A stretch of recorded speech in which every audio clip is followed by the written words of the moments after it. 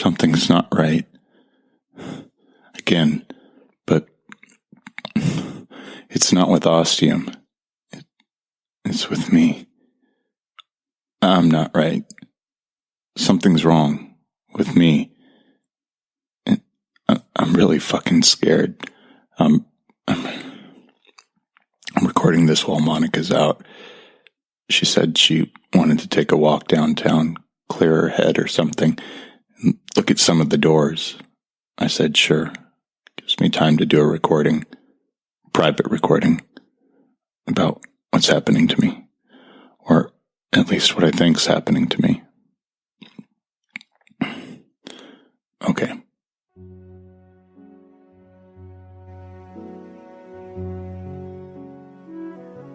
Today began like it has for the last couple of days, with me waking up in Monica's bed, next to Monica. And she's usually naked, as I am, which is totally awesome. Sorry, definitely still enjoying this honeymoon period of great sex that I hope never ends.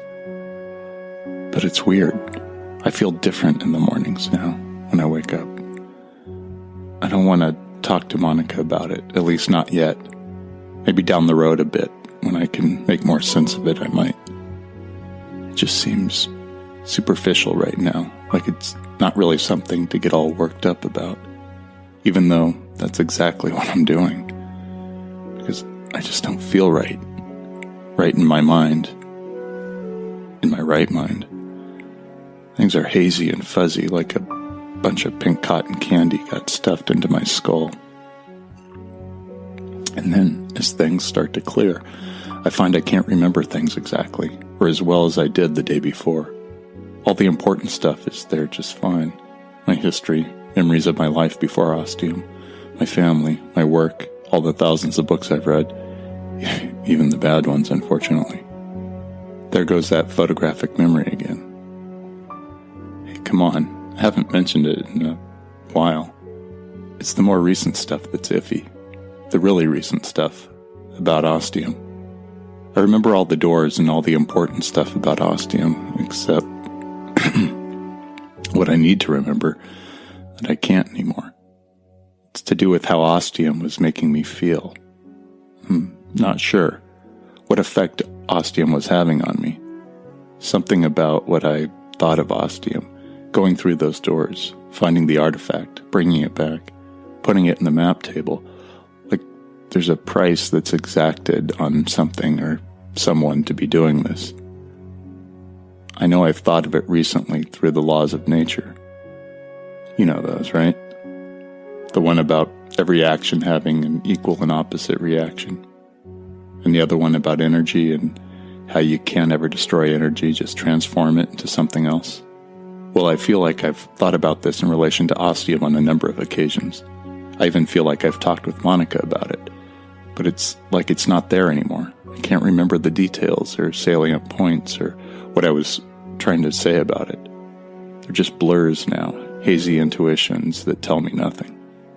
And the real reason this has got me so freaked out is because even though I can't remember this stuff, I can remember something else that's way more scary. I can remember that yesterday I didn't remember this stuff at first, but then I worked at it to try to jog my memory, and then I did remember it. And now, on this new day, it's all gone again. I don't know why. And I've been trying since I woke up, so for like 2 hours to remember it, and it's just not there anymore, or I can't access it. So yesterday I couldn't remember, but then I made myself remember. Today I can't even do that, and I'm fucking terrified about it. I don't know what's going on. I don't know what's happening to me. Okay. I think I made my point for now. Oh, and I hear Monica coming back, so I need to pull it together and go find out where the next door is.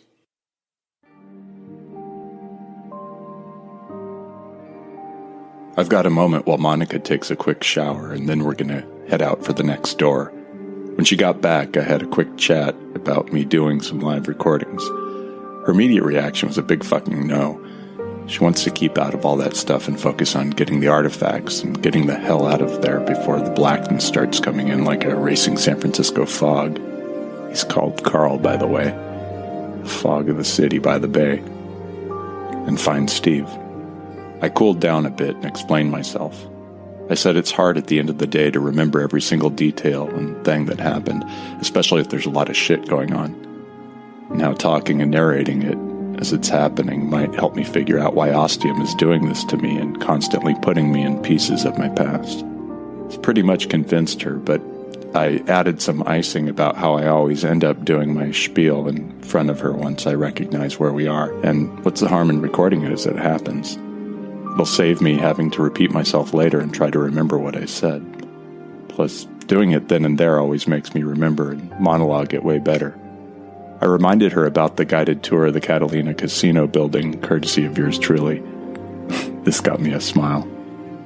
As for recording, I can set my phone to record, and I've noticed before that it picks up sound really well, even when it's in my pocket. Impressively well.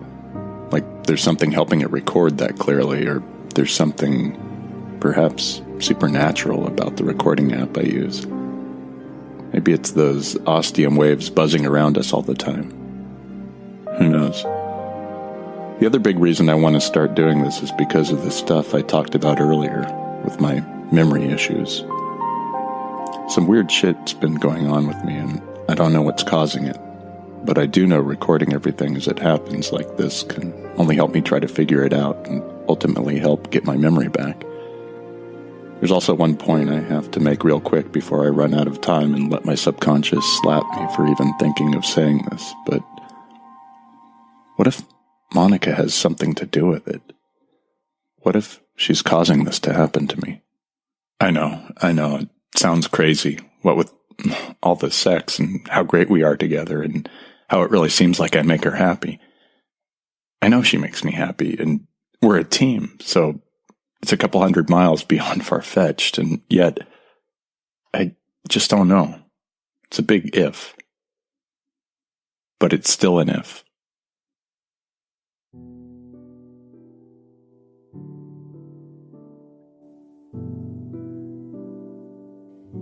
On our way to the door, I let Monica know my prediction, that this door will lead us somewhere in the future. And how do you know that? I tell her about the pattern Ostium's been following so far. A door into the past, followed by another door into the past, then a door into the future, and then a door from my own past. So now we're due for a door from the future? Yep. And tomorrow, if all goes well, we'll be taking a trip down your memory lane. Yeah. As you say, if all goes well. I'll call your bluff.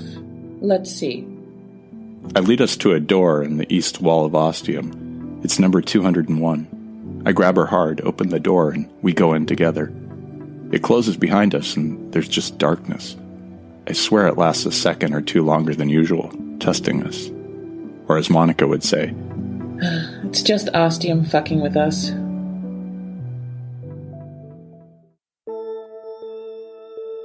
Then there's a whooshing sound, and the door in front of us splits open into two doors, each side receding into the wall. Before us is a whole lot of metal. Metal walls, metal ceiling, metal floor. I hear a humming.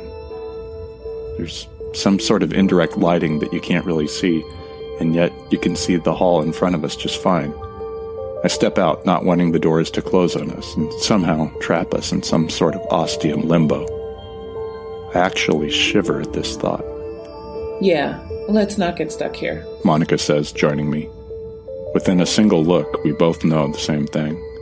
The hallway we're standing in is awesomely futuristic.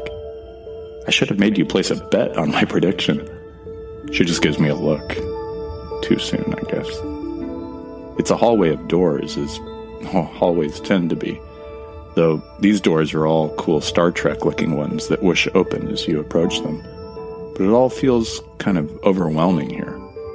Our door has remained open for a bit and now closes once we move away from it. Ostium is printed across it in big red letters, so we'll be able to see it from pretty far away.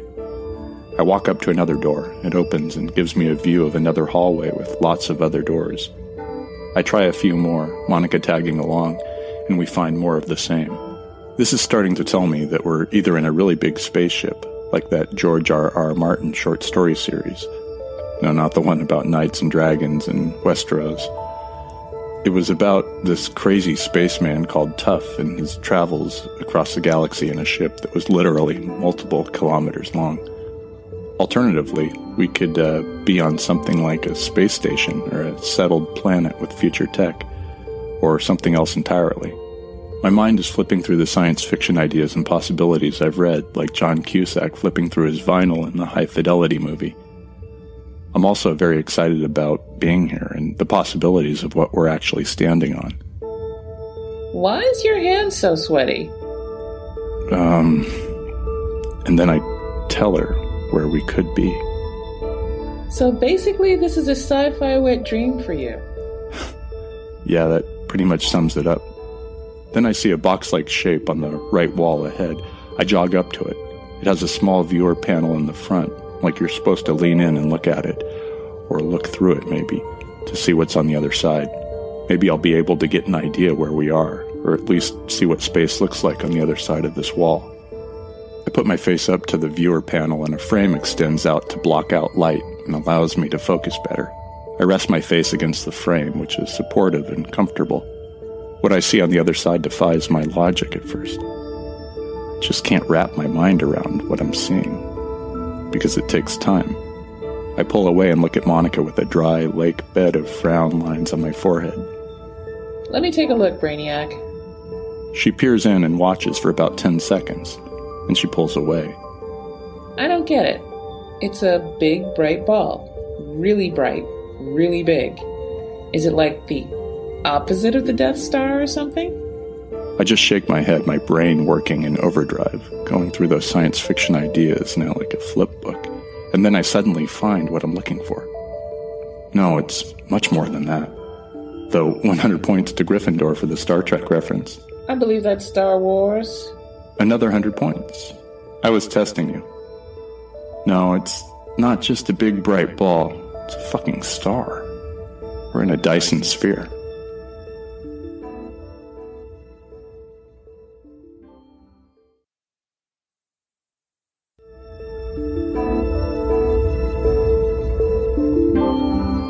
The Dyson sphere is one of those distant future science fiction ideas, along with teleporters and FTL drives.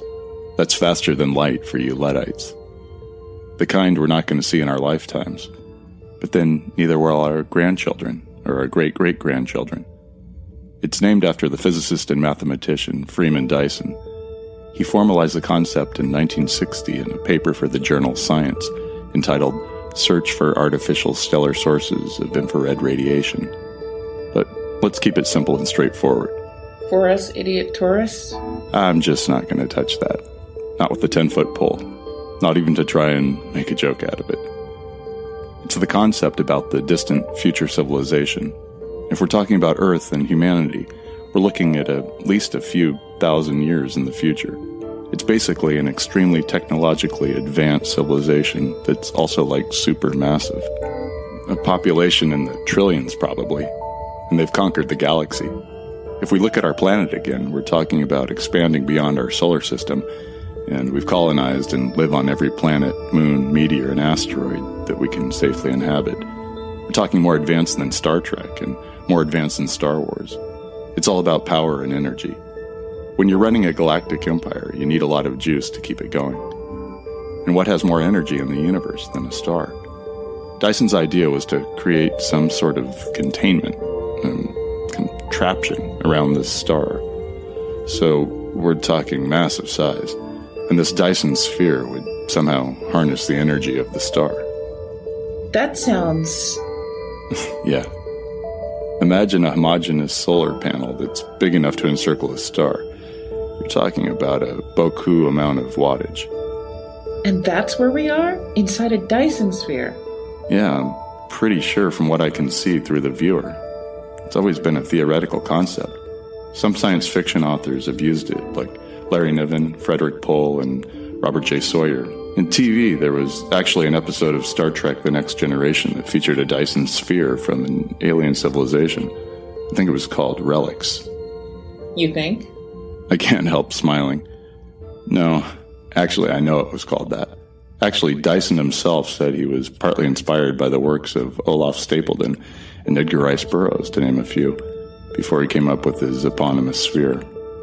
Come on. I lead the way up the corridor, waiting to see as much of this place as I can before we run out of time.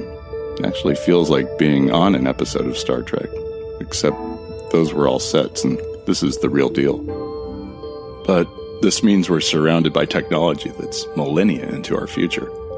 At the same time, this place is huge, massive. We have to be constructive in how we look around. As usual, the most important thing is to locate and collect the artifact, so that's what I'm focusing on. I take a deep breath, clear my mind, and concentrate on where I'm being drawn. Monica knows what I'm doing, and now she's frowning at me as I narrate this. I'm peeking at her. It's kind of cute. And now I've got a smile. Back to honing in. I can feel it, that gentle pull I've become so familiar and comfortable with, drawing me along. We pass through a door as it whooshes open, then another, and then another. We go through 5 doors, and it feels like each successive room we enter, I can see more details of this incredible advanced civilization, and want to spend valuable time studying it, but can't. Plus Monica is ready to drag me along if I start to dawdle. And then we're in a hangar-sized room. It's just overwhelmingly huge. And I'm immediately reminded of that exhibit room in the base on Mars with pieces of Earth's past and its exploration of the red planet.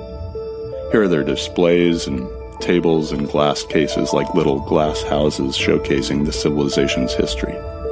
We're passing between them and I'm just catching snippets, objects of history I can't quite recognize. Data pads and screens displaying information. I think I catch sight of what might be ancient, brittle paper. That's when I start wondering, what if? Could it be? Then I see a display about 20 feet away in a glass case. It's a photo, a big photo. I recognize it, all too well. My legs turn cold, then to jelly, and I collapse to the floor. I haven't felt like this since I went through the infinity door, back in the office where I worked. Because I've just witnessed an impossibility, something that simply should not be. Monica didn't see it, but like before, she's there by my side helping me. What was it? I raised a shaking arm and try to lift a finger, but can't. I point my chin in the general direction, and Monica helps me walk over. The closer we get, the clearer it is to me. After a few steps, Monica recognizes who's in the photo, slows down. She looks at me, but doesn't understand. I don't either. But I keep going, pulling her along more now that she's helping me. We reach it and I stare in both confusion and awe at a giant-sized photo of me. One of my old Facebook profile pics.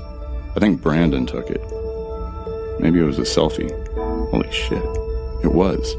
Like, one of the first and only ones I ever took of myself. What the fuck is it doing in a museum thousands of years in the future?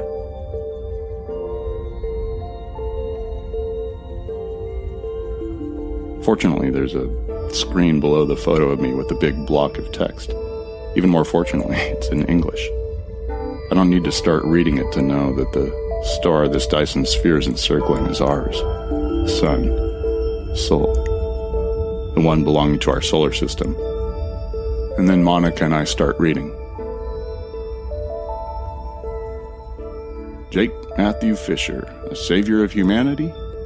In a time of strife and suffering, where the number of dead was an everyday mounting number, there was purportedly one who changed that, who helped those in need, who rescued those who were lost.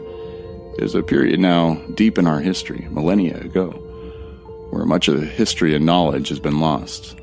But this is one story that has survived across the ages, carried through time and across space by word of mouth, by text, by subsonic message, who knows? We no longer know the when or the how, or even the why. All we know is the what. The what. What records we have are vague and their accuracy is in question. But sometime during the earlier part of the 21st century, planet Earth was hit with a bizarre series of catastrophic events that seemed to come out of nowhere. They occurred unexpectedly and at random across the globe. It is unknown exactly how many people died from each horrific event, But that number was, at the minimum, in the thousands, and likely reached into the tens and potentially hundreds of thousands. The events. While this is not thought to be a complete list of the catastrophic events experienced by our home planet during these troublesome times, this list is as complete as possible. Any further events or details discovered will be added to this list as needed. Original terminology has been used for these events. You can research further using your datapad in the museum application. Radiation. Due to a nuclear plant malfunction, a radioactive cloud spread across the continent of Europe. Virus. A devastating new strain of the Ebola virus erupted in the Democratic Republic of Congo. Earthquake. A tectonic tremor of a level never seen before occurred in the western Pacific Ocean, generating a record-sized tsunami or tidal wave that swept across Japan and the east coast of China. Tanker. A ship carrying crude oil ran aground along the south coast of Britain, and the polluting oil reached the coasts of France and Spain. United States. A series of mass disappearances struck the United States of America during this time, specifically the state of California, where it is thought Jake lived. The concept of people or groups of people going missing has a deep and disturbing history throughout the world.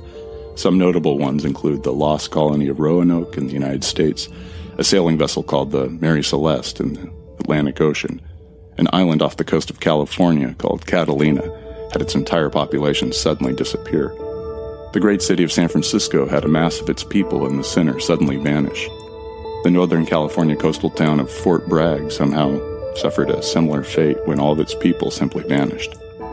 While these strange disappearances don't seem to relate to the aforementioned catastrophic events, according to the literature, they are always mentioned together. The legend. As with all stories that had their genesis moment long ago and have been passed down through time via various means, the question of their veracity always comes into consideration. But what can perhaps be considered a tenet of these tales, these legends and fables, is at the heart there is an important kernel of truth. With the story of Jake Matthew Fisher, it is perhaps impossible to separate the fact from fiction, so here we give you the whole story as we have been able to deduce from the research. Again, if you research yourself, you'll find a multitude of alternate, parallel, and conflicting theories on this enigmatic and mysterious person. We seek here to present you with the simplest and most concrete version of the tale. At some point after all these strange and terrible events, it is unclear how much time, whether months or years or decades or perhaps even centuries, all the people were somehow, suddenly, and irrevocably returned to life and restored to where they lived. One moment they were gone, non-existent, and the next they were brought back. The catastrophic events, the damage, all was undone, as if it had never happened, and all those many, many people were hale and healthy again. What Jake Matthew Fisher had to do with this, that remains unknown and mysterious. But for every single one of these people that came back, his name was the first word on their lips.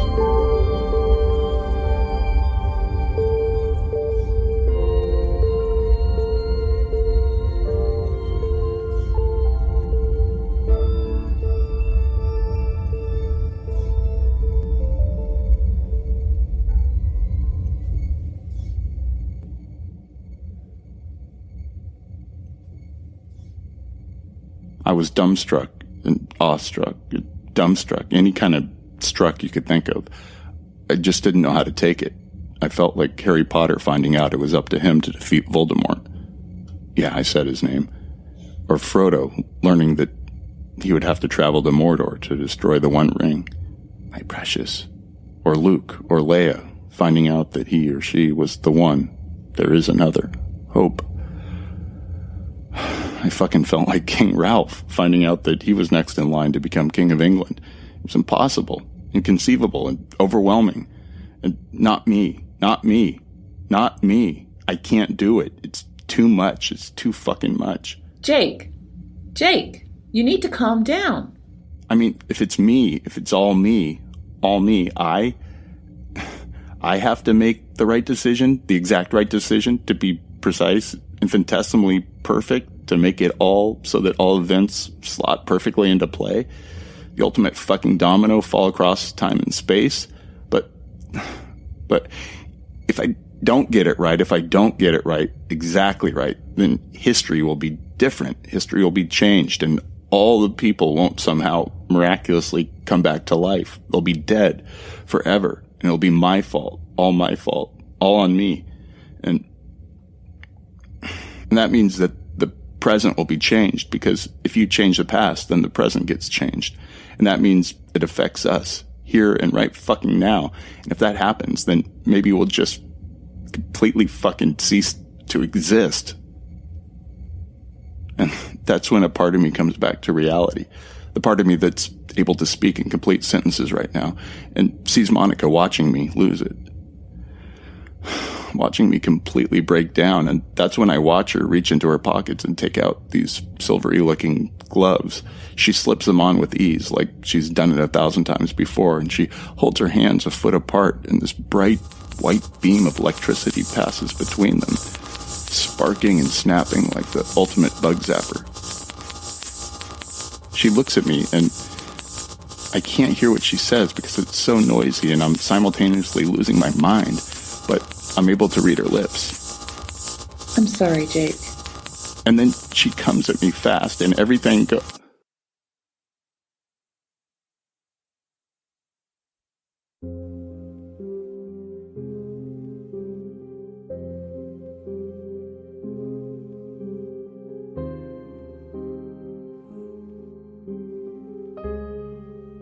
Man, I'm fuzzy again. Extra fuzzy. What the fuck happened to me? I'm pulling myself into a sitting up position. The world spins for a second and then settles, like it suddenly remembered the fundamental law of gravity. I'm in bed in the clock tower in Ostium. What happened? And then I see Monica come in with a glass of water and a drink as she explained it all to me. We went through one of the doors, 201, I think. And you said we were in a thing called a Dyson sphere. You were nerding out pretty hard, giving me the full tour. You were honing in on the artifact. Said you knew it was in this room. And you found it. This little metal ball. Looked like a ping-pong ball-sized Death Star. And then you turned white. White as fucking milk. I ran to you, but you collapsed before I could reach you. Smacked your head on the ground something hard. It made my head ache just hearing it. You were out cold, and then I heard the blackness. Coming fast, because you weren't doing your magic trick with it, so I didn't waste time. Threw you over my shoulder like the combat soldier I am and hoofed it back through the door to here. You've been out for about 2 hours, but you still look like shit. Thanks. I feel like it. I look at my pale arms. My skin feels clammy. I'm sweaty, hot and cold. I'm gonna let you rest now. Catch some shut-eye. If you sleep through the night. Good. Thanks, I say again, laying my head back down on the pillow. There's a strange look in her eyes. It's like she's happy to see me, but not completely. She also looks scared. I don't get it. She leaves, closing the door quietly. As I feel sleep taking its hold over me again, I think about how everything Monica just told me means nothing. Absolutely nothing. Because I can't remember a single thing. And this feels like it's not the first time it's happened. I'm so fucking scared.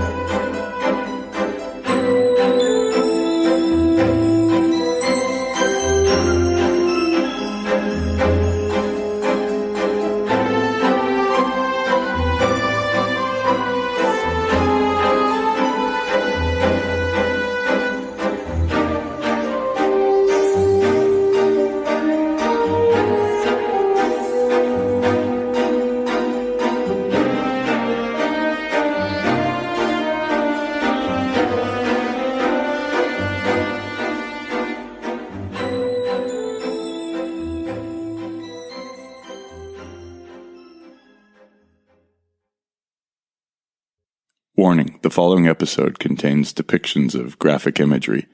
This is where Ostium turns into a horror story for an episode. It's not for the faint of heart. The fearful and squeamish should turn back now.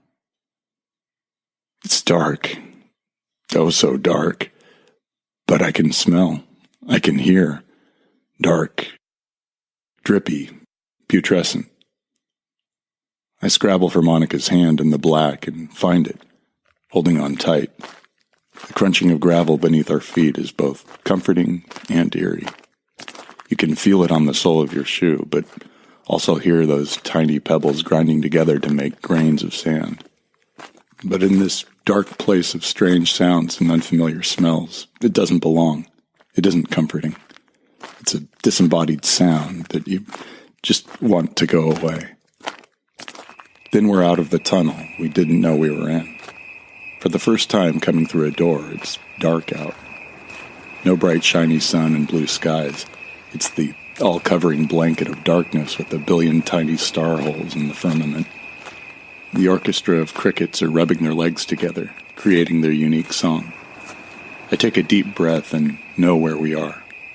Sort of. We're by the sea. I can smell the tang of brine and kelp, taste the salty vapor in the air. Now we can hear the gentle susurrus of waves on the nearby beach, drawing in its essence and then throwing it back upon the sand. It's like the opposite of a mirage. You can't see it, but you can hear it. An auditory mirage. We walk along the path parallel to the beach, our shoes continuing a syncopated crunching and almost crackling. It's quite different from the tunnel of the unknown. This is almost relaxing, restful. The temperature is just right, balmy from the sea, but not too hot or humid. At times, there's the faintest crackle of a breeze, just enough to cool you down. As our eyes become accustomed to the night sky, an iridescent glow makes itself known in the direction of those waves crashing into the beach. It's a greeny-blue blend sparkling in the water, mixing in with the foam. It has a life of its own. Phosphorescent algae. Yeah, it's pretty incredible. I saw it for the first time when I stayed up at Fort Bragg with my ex. It was like a year ago. We rented this house we found on Airbnb that was right on the beach. It was gorgeous. A couple of bedrooms, though we only needed one. Nice-sized bathtub, big living room with comfy chairs and an awesome deck where you could sit back, put your feet up, and get lost in a good book. Or other things. I take it this was the lovely Anne? Or other things.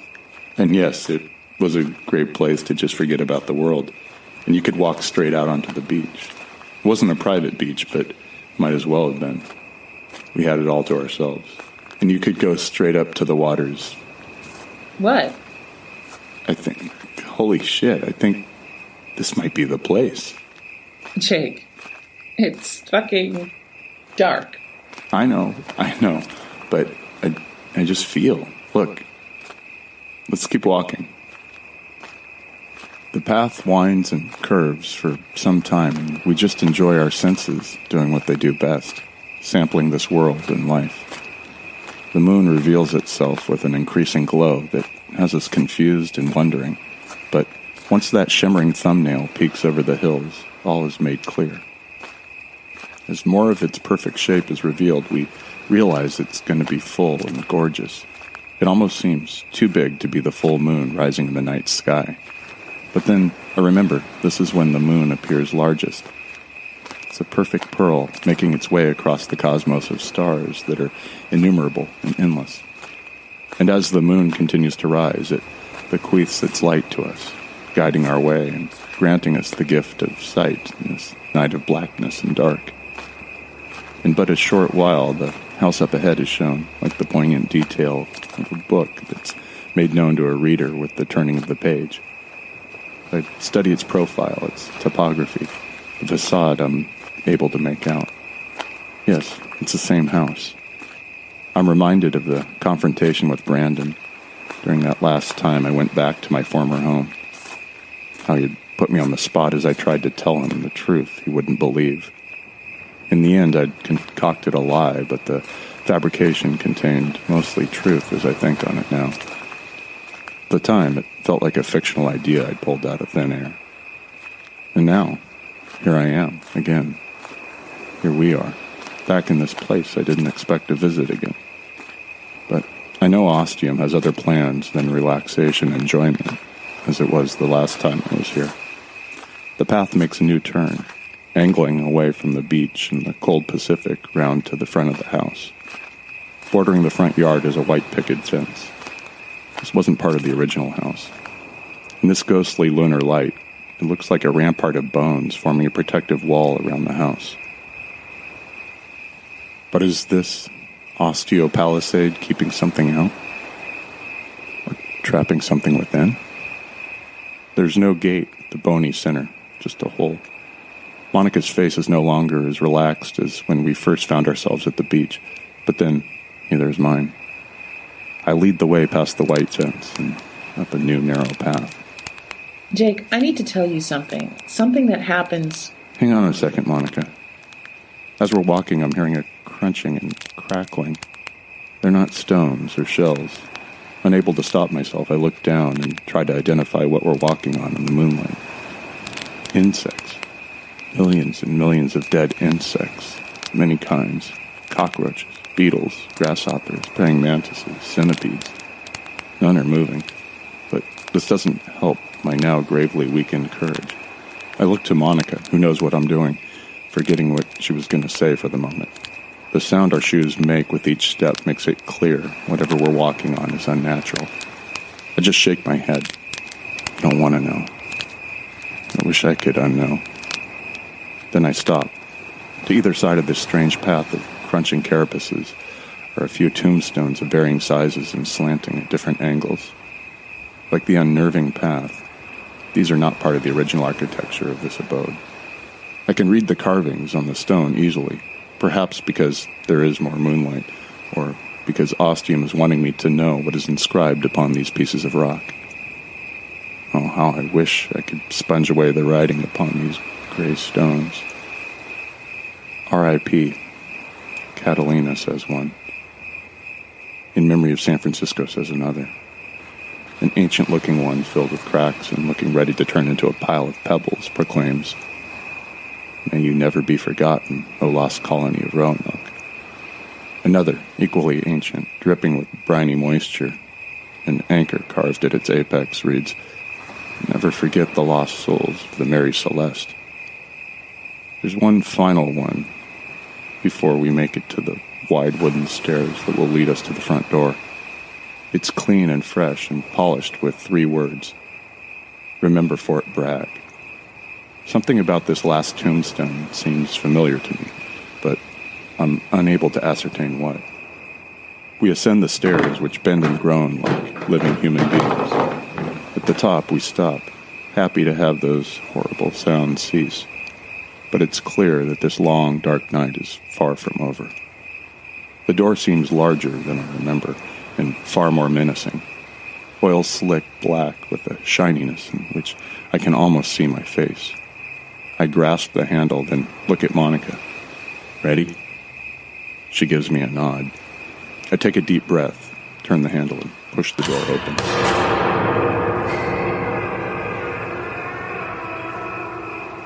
If at any point I had been hoping for a silent entry, it's now rendered futile. The creaking wail of wood that the door screams at me feels equal to 100 haunted doors and 100 haunted houses and 100 haunted realms. Not only are goose pimples raised all over my body now, but my fingernails, teeth, and hell, it feels like every one of my vertebrae are tingling. As if this wasn't enough, a long drawn-out ghost moan erupts from the door. It makes me think of that scene in Ghostbusters 2 when Ray, Egon, and Winston were walking along an old abandoned railway line within the bowels of New York City, and this horrible voice calls out Winston's name. Makes me think of how that scene fucking terrified me as a kid on through my teenage years, especially when the ghost train comes out of nowhere and passes right through the Ghostbuster. Jake, do we really need to... I know exactly how she feels. I don't want to either. The artifact is in the house, somewhere. I have to. But if you want to stay... No fucking way. I've got your back the whole damn way.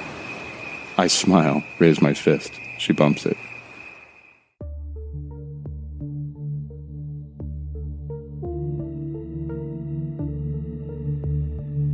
We step inside the house, and it feels huge and old and really fucking haunted. It's like a combination of Disneyland's Haunted Mansion times 10, combined with the TARDIS from Doctor Who. You know, bigger on the inside. Much bigger.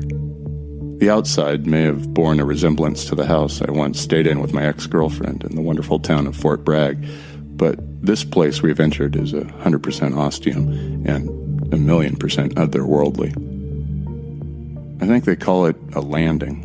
I don't know. It's a space right by the front door with stairs that lead to the second floor and doors showing the way to adjoining rooms. I touch Monica's elbow to get her attention, not really wanting to make any more noise than necessary in this place, then give her the halt sign.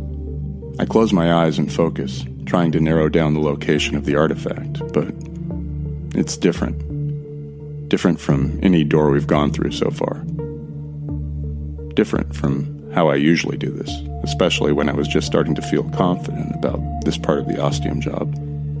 I can't tell where the mental pull is coming from to lead me to the artifact, because it's coming from multiple directions, and not just 2 or 3, but more like between 5 and 10. There are lots of cranial attractions going on, telling me to come here, check this out. Wait, no, over here. Hey, me first. They're all equally strong and equally demanding, and since I'm already dealing with holding the blackness at bay, which so far is being quiet and obedient, it's quite frankly impossible to tell. Shaking my head in confusion, I direct us to one of the open doorways. If we're going to have to check every part of this house, we might as well get started. We don't exactly have all the time in the world. And then a small part of my brain reminds me that, according to the ongoing door schedule, whenever the artifact for this particular door is found and placed, something big in Ostium may happen. The last time it was an earthquake that caused a giant crack through the center of the town to open like the gates of hell. We're in the other room, and unlike the landing, there's no light on. I can't see a thing. Jake, I have to tell you something about the future. There's a strong smell in the room, something metallic. I want to hear what Monica has to tell me, but the smell is overbearing. What the hell is it? Okay, Monica, let's find out about this room first. Attempting something new, I reach to the wall and look for the light switch. I find it covered in something noticeably wet and sticky. Not sure if it'll work, I flip it. The room is bathed in a sickly yellow light, like those days that are hazy and worn out, as if the sun has some weird filter covering it, or the zombie rising has begun. But that's not what's wrong with the kitchen that we're standing in. It also explains that wet stickiness. Fuck, I yell, while Monica lets out a longer God damn. Blood. In vast amounts. Blood everywhere. Blood on the walls, the cabinets, the ceiling, the floor. The sink is a full tub of blood. The stove, in addition to being covered in the red stuff, is also oozing more of its gas burners, while the oven door below has more of the dark, viscous fluid running from its edges. I can't help thinking of that scene in Stanley Kubrick's The Shining. It's like a fucking dump truck of blood has just got emptied in here. Then the smell hits me, heavy, meaty, coppery, rancid, of something that was alive, but is no longer. Then I see and hear the flies, big black blobs circling around, landing here and there in the blood, and taking off again, in search of meat, tissue, something solid that isn't quite blood. One of the flies comes over to us and lands on Monica's cheek. I swat it away, making sure not to hit her. There's a red smear on her cheek, and by my look, she knows it's there and begins vigorously rubbing it away. Not here! We're getting the fucking hell out of here, I say, grabbing her arm and dragging her out. Back on the landing, it feels like returning to a semblance of normal life, but it isn't. The light is still on in the kitchen. The crimson landscape is still an eyesore that can't really be avoided. I give us 30 seconds, then stretch it out to a minute. Then it's time for the other doorway, which, as its opposite, is dark. Forcing myself, I walk into the dark room. Monica follows eventually. I try the same experiment again, wary and simply outright scared. My wandering hand finds this room's light and flicks it on. It's a dining room with an unsurprising dining table at its center. Curtained windows frame the dining table on two sides. What is both surprising, unexpected, and very much unwanted are the occupants seated at the table. There are 5 of them, 2 on either side of the table, with 1 seated at its head. There's an empty seat at the opposite end.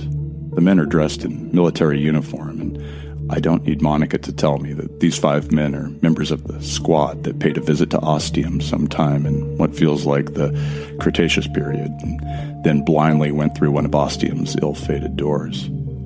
What is wrong with these men is that they are all headless, decapitated. The rough, jaggy skin flap edges of their necks are as clear as the empty serving dish in the center of the dining table. The wound cauterized and blackened, sawed-off veins, arteries, and severed spinal column, easily recognizable. Upon the plates before each of these 5 men are their severed heads, their faces placed so that they're looking at their headless bodies. Each of the faces bears a look of sheer terror. It's clear that these men died of fright first, before their heads were removed.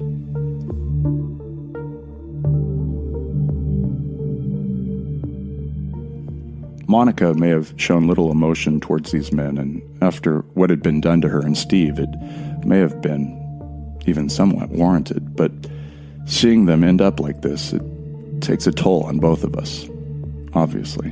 But I could tell Monica was being eaten up inside. This was beyond horrific, and she had to be blaming herself right now. Neither of us could have ever predicted such a fate for these men, and we don't know what actions they chose once they passed through the door. They must have done something to end up in this world, and to end up like this. I just stand there, my mouth open, not believing, except the decapitated proof is sitting there in front of me, their heads further concrete evidence of the unfathomable tableau of this room. Monica's eyes are weeping, twin trails running down the sides of her face, while the eyes stay wide open as she forces herself to watch, her hands covering her mouth to stop any sounds coming out. I'm the first to move, to slowly close my mouth and take a step back, then the rest of the actions come easier. I grab Monica's arm and simultaneously flick off the light switch. Although the room is flooded with darkness, the unforgettable image is still scored upon our retinas, but it does help, a little. Then I drag her out of the nightmare room and back onto the landing where life remains normal and almost serene. There's a warm light from a decorative chandelier above, a small table against a wall for keys, change, and other everyday ordinary life ephemera. I find it grounding. Look, Monica, no keys or cell phone. Guess nobody's home. Monica looks, her eyes staring but perhaps not seeing, like someone who hasn't slept in 3 days and is just working on automatic. Then they do focus, and it works. Were you really expecting someone? Of course not. But a guy can hope, right? Time to check what's waiting for us on the second floor. She mumbles something non-committal. We start ascending, and each step makes a sound like a bodybuilder bending a 2x4 one way and then the other. I really hope there's no snapping sound. The stairs are also lit by the chandelier, and we take our time going up together, trying our best to somehow get over what we just saw, or at least compartmentalize it some way. Push it away to the back of our minds where it will remain hidden and fester, but at least be out of the way for now as we face our next challenge. The repetitive creaking of the stairs is almost hypnotic, and we absorb whatever catharsis we can from this now rendered ordinary sound. It's kind of a good mind clearer, like when you're trying out different scents and then take a whiff of coffee beans to clear your nasal palate. Or in this case, your mental palate. Then we're at the top, the second floor, and out of time. Our reluctance is equal, so there's at least something we can share in this place. Any change with the artifact's location? I shake my head. Still feels like it's in a bunch of places. Could it be in pieces like before? I don't know. It doesn't feel like that time. This feels different, almost like it's a smokescreen, trying to trick me into thinking where it might be, like it wants us to check every door. Which we're going to do anyway. Yeah, unfortunately. The upstairs hallway is dimly lit by the complete opposite of the beautiful hanging chandelier on the landing. There's a single twisted wire hanging from the ceiling around the middle of the hallway with a single naked bulb dangling from it. Somehow it's swinging side to side like it's on a pendulum or a metronome. The effect is every horror movie director's wet dream. Shadows spinning and morphing and changing into every nightmare imaginable. Was that a misshapen monster coming toward us? A curled human form dragging itself closer? Something oozing along the floor? I know I've got a headache a-brewing from this fucked light show, and the way Monica's shielding her eyes with her hands to try to help means she's headed down the same migraine path. We need to speed this up, get this over with, however bad it's going to be. If you want to wait here, I'll check the rooms. Not on your fucking life. We're not splitting up in this place. I thought you were a horror movie buff. What's the first rule? Yeah, don't split up. Right. And I need to do this. I feel like this door is a test for me, as well as you. Steve might be on the other side of any of these doors. You're right. I'm sorry. But if he's like any of those other guys, I'm gonna lose my shit. Me too. Come on. There are 4 doors, all on the same side of the hallway. I open the first door. It's dark like the others. It feels like the artifact is in here, just like all the others, including the ones downstairs we already checked out. Nothing's changed. I find the light switch in the same place as the others.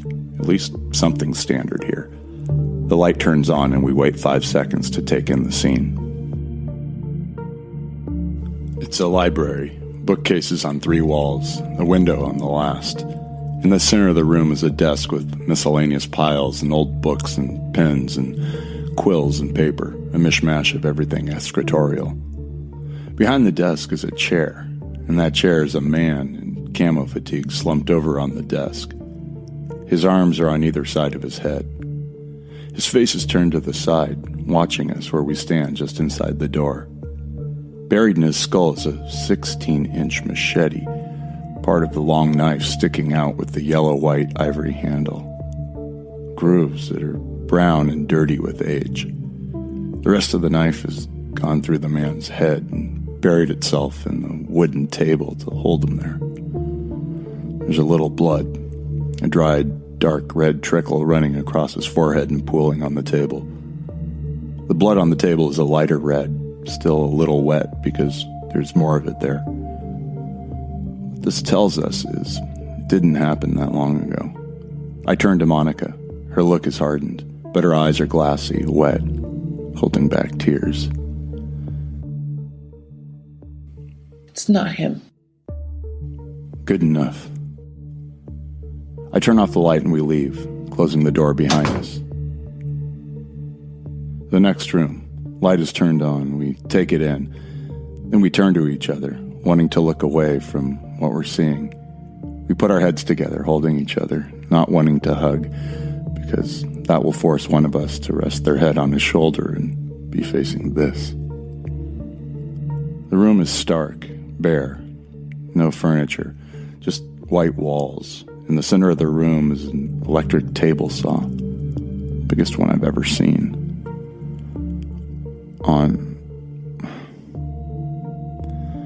On the floor are 2 halves of a man. They're spread about 4 feet apart. The insides of both halves are falling out like an open, tipped-over can of chili or SpaghettiOs. No cauterizing here. It's set up to infer that the man did this horrific act to himself. Suicide to never be forgotten. I don't know what Monica's thinking, but I know this guy didn't do this to himself. No matter what's been happening to him on this side of Ostium, he would never choose to end his life this way.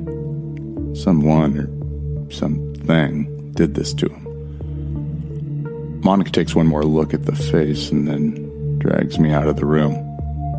I go willingly. 2 down, 2 to go. It feels like they've been getting worse. But other than knowing that there's probably 2 more dead and disfigured bodies we have to face, there's no real way to prepare yourself for this.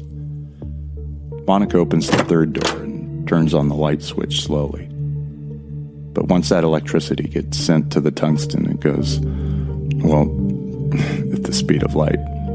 Except that the room doesn't light up with white, but red, with blood.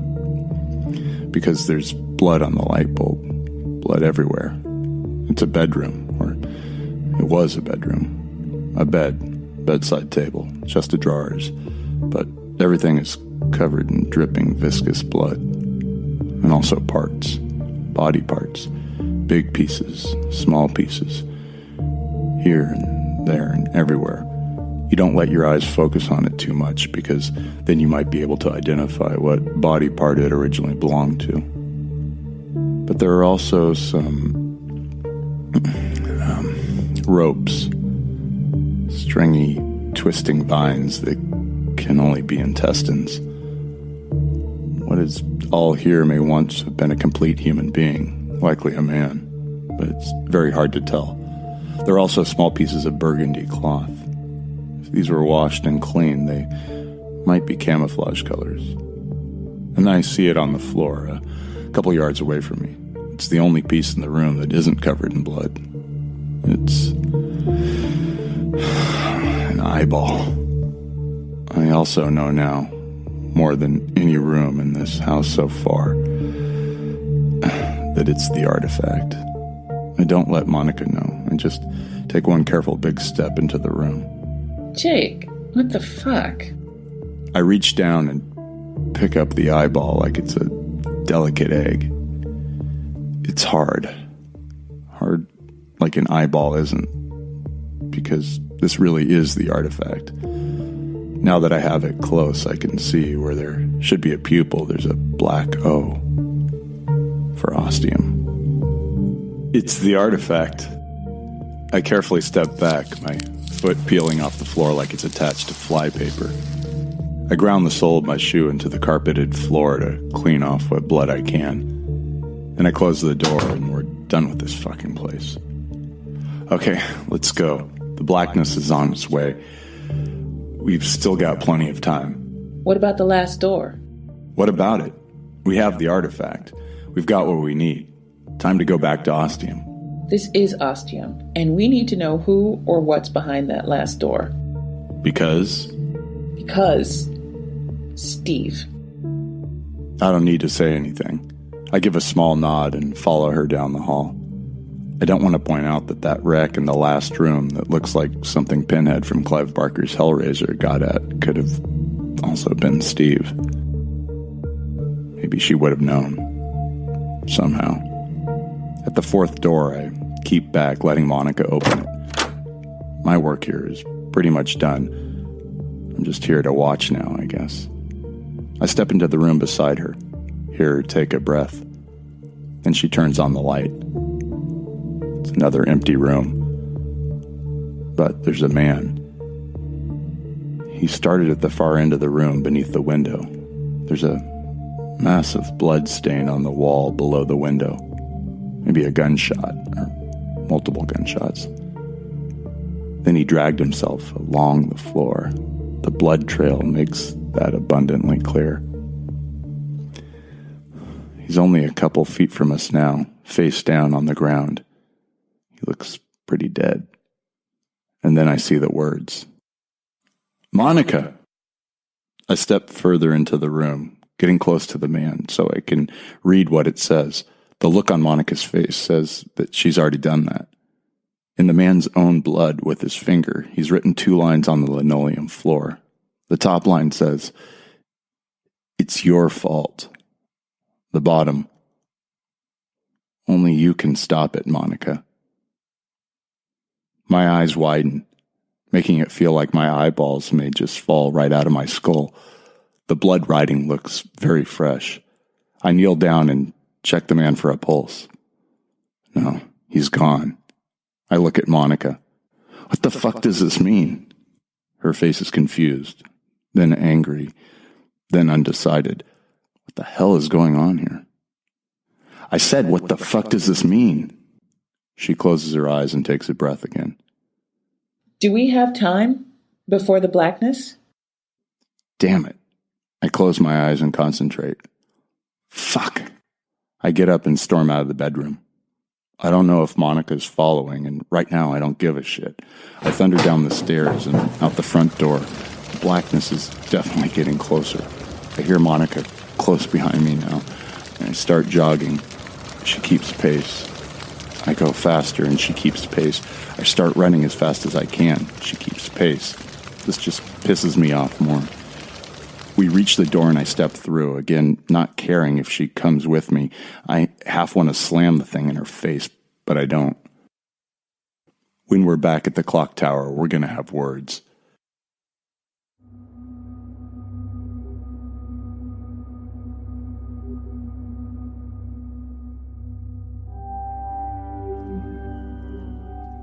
I go straight to the map table, noticing the number 201 is gold. Monica did take care of this yesterday. Guess she can be trusted about that. The anger is seething through me. I don't think I've ever been this mad before. Definitely not at Monica. I don't really understand or comprehend it. It's like it's been building and building, but I don't think about it. I didn't feel it. Weighty baggage. It's like I've forgotten. No, I have forgotten. I can't remember stuff, and it's because of her. It's gotta be. It's what I've thought, but never had the proof, and now a man has sacrificed his life to give me that proof. I look up from the map table, the eyeball artifact hovering over the number, ready to be placed and complete the process. I look at Monica with fury. Jake, I can explain. Can you? Yes. She's reaching into her pockets and drawing out gloves, silvery gloves. They look like Michael Jackson's sequin single glove. What the hell? But seeing them has made something happen in my brain. A spark, a thought, an idea, a memory of those gloves coming to me, doing something to me. But what? Monica's coming toward me now with the gloves on. She's saying something, but I can't hear. The blood is rushing in my ears to my brain. And then I remember and drop the artifact. It lands near today's number, stays there for a moment, then rolls on it. Blood-red ruby light explodes up from the number, engulfing the eyeball and pulling it into the map table. The number turns to gold, and everything turns to night.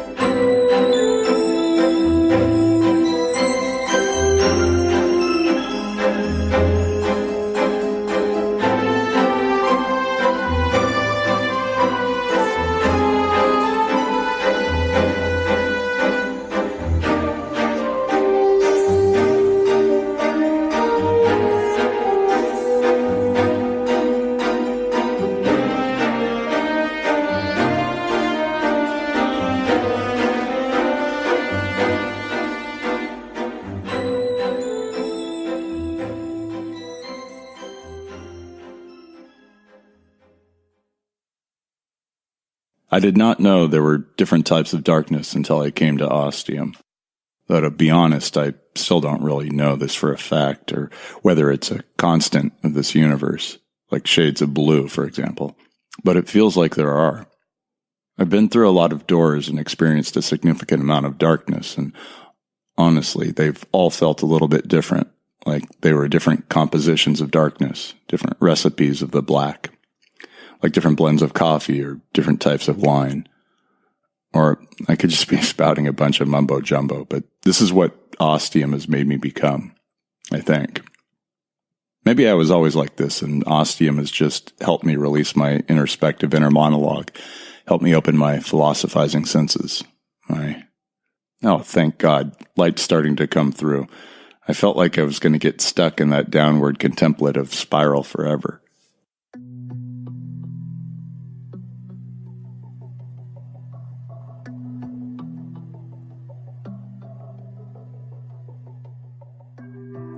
The light comes through steadily and evenly, like when you dive deep into the pool and slowly rise to the surface with your eyes open, watching that sparkling surface get lighter and lighter. And then it gets too bright, and I have to squint. After that nonstop night of that fucked up house in Fort Bragg, this feels the polar opposite. It's bright blue skies and a burning hot yellow sun shining down on me. It feels glorious. I look around at wide, sweeping vistas, and this is starting to seem familiar, like a little too familiar. And I'm not talking familiar as in it's a place I've been to and learned about at some point in my past. I mean, it's a familiar place because I've been here recently, in the last week or two, in Ostium. It's Africa, South Africa, where we were however many days ago it was, after the whole earthquake and opening up of the bowels of Ostium and then the magical undoing of all that. This was where the cave of the skull cult was. I scan around, turning as needed, to see if I can spot it from where I'm standing. I make an almost complete circle before I find it, a couple 100 yards away down the hill. But that's secondary now to something I've just realized. There's no door behind me. I didn't come through a door, which doesn't seem right. That's not the modus operandi of Ostium. I think back to what I was doing this just before I came here. It takes a while, which it shouldn't. Why? My head feels kind of mushy, like I just rolled down the hill. Let's try to concentrate here. Focus. Well, shouldn't Monica be here too if I came through a door? Yeah, definitely. We've been together in many senses of the word for some time now. She should be here with me, exploring Ostium, no doubt. So we've got no door and no Monica. A double whammy of weirdness. So what was I doing just before it got all dark and I ended up here? Think.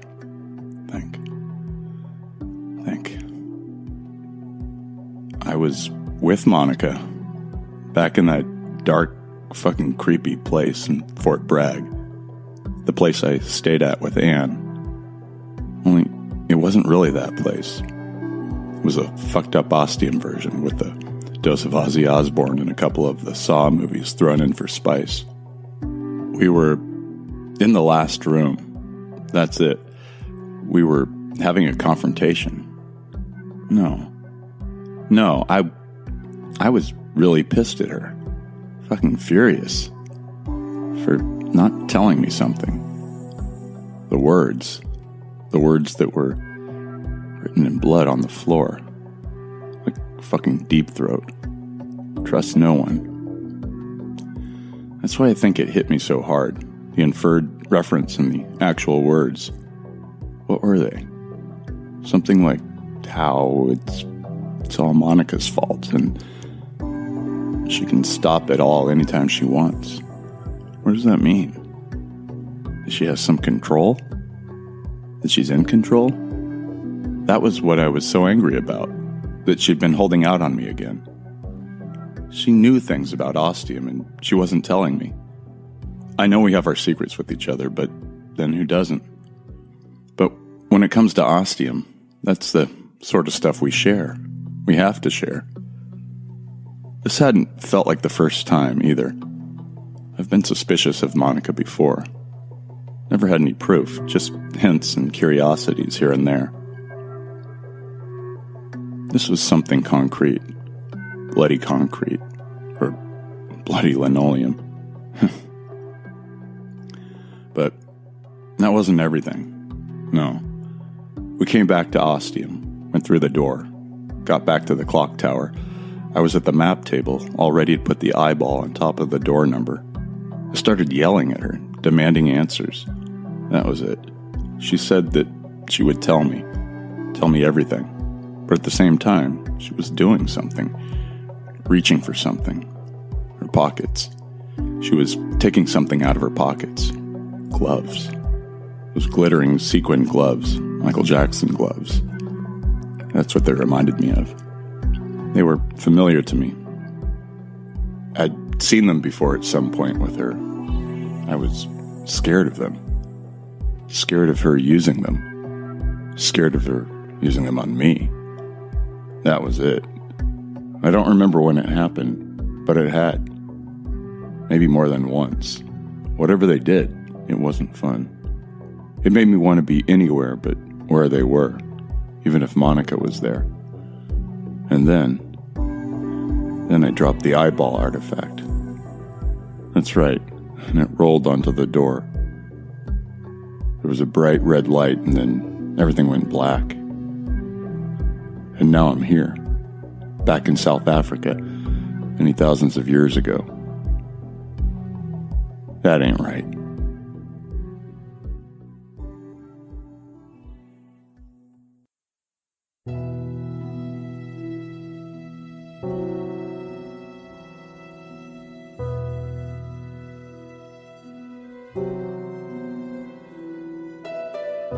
I sit down on the grassy hill, taking in the sights and smells, and think about what the hell I'm going to do. What are my options? Well, it depends. Am I trapped here? I listen and look for any sign of the darkness. Negative on both those fronts. I find where I have my mental block of the blackness and slowly lift it off. If the blackness suddenly surges, I'm ready to enforce it again, but nothing happens. Wherever or whatever this is, there's no blackness here, somehow. Well, that's definitely an advantage. So, next consideration. Am I trapped here? Good question. It's going to need a good, hard, firm answer, not just vague hopes and theories. So the next logical step is to go down to the cave and see if there's a door there, anything like it. Sounds like a plan. I stand up and take a single step down the hill and then stop and throw myself behind a nearby boulder. Landing on my side, elbow out, I'm grazed and bruised, but nothing broken. Good. I slowly peek around the rock and look down toward the cave. There are 2 people who have come out of it. It takes me all of 3 seconds to recognize myself and Monica. Okay, now, I know where I thought I was, and I also know when. I watch us look around, then turn and go back inside. I go first, and Monica makes a move to follow and then stops. She turns around and begins searching through the pockets of her coat she's wearing. She's looking for something. Then she draws out those glittering gloves again and puts them in the front pockets of her khaki pants, ready for easy access and use. Then she goes back inside the cave. And I had no idea. She's been doing this for a long time. Maybe from the very beginning. She must have. And if she has these special gloves that do something which scares the shit out of me, what else does she know? Or have? Making the call, I start walking down the hill. I know pretty much everything going on inside that cave right now. Once I found the first skull, I remember Monica was right by my side. It doesn't take long to reach the bottom of the hill. Long enough for the other me to reach the far end of the cave. I stand at the entrance, weighing my options. It's not like I have a ton of doors to choose from here. And I know there's a door just a little further along in this cave. So, what options do I have? It's pretty much this one choice, or start gallivanting around the African plains looking for another door that in all likelihood is not there. I step into the cave, treading slowly and carefully, trying to be as quiet as possible. I can hear echoing voices and sounds. It'll mask most of mine, but I can't be 100% certain. I've watched the Back to the Future movies thousands of times, read tons of books on time travel, as well as many other movies. I know every writer has their own way of interpreting the space-time continuum and what rules do and do not, or may and may not apply. I don't want to find out what happens if I confront my other self in one of these created worlds of Ostium. It can't be good. Also, if we're going to hold one rule of time travel to be true, it's this. My other self isn't going to hear me and find me right now, because the other me never did the first time I was in the cave, if you get my meaning. Last time I was here, I didn't see another me.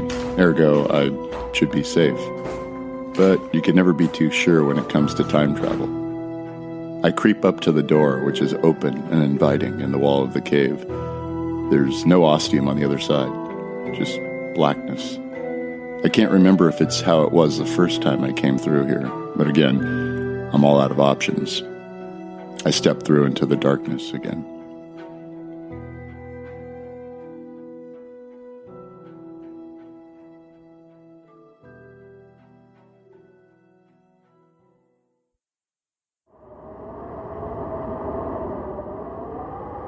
All dark like before, and then lights start coming through.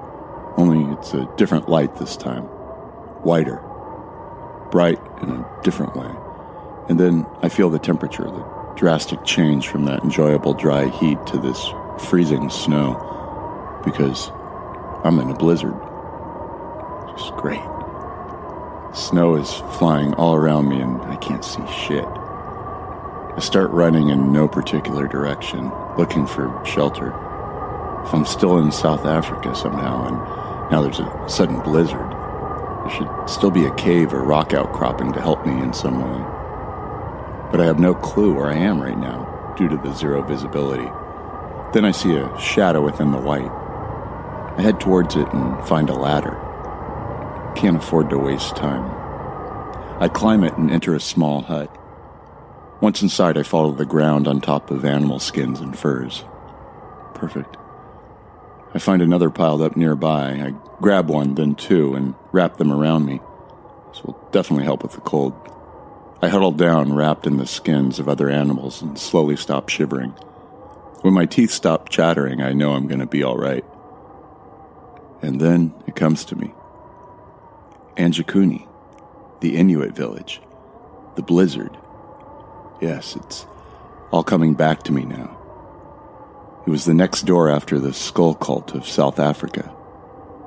Okay, well, instead of getting back to Ostium as I had hoped, the door took me to here, the next door after South Africa. Is this the start of a pattern for whatever journey or mission I'm on? Could be. My quest seems to have a direction. Good. That's the sort of thing I need. The conditions I thrive in. So next question is, what is Ostium trying to teach me with this? This is all happening for a reason, right? So I'm supposed to get something out of it. What? At the end, will I possibly have some answers to Ostium and my link to it? I take a look around the inside of the raised hut and see the little polar bear artifact. Oh, shit.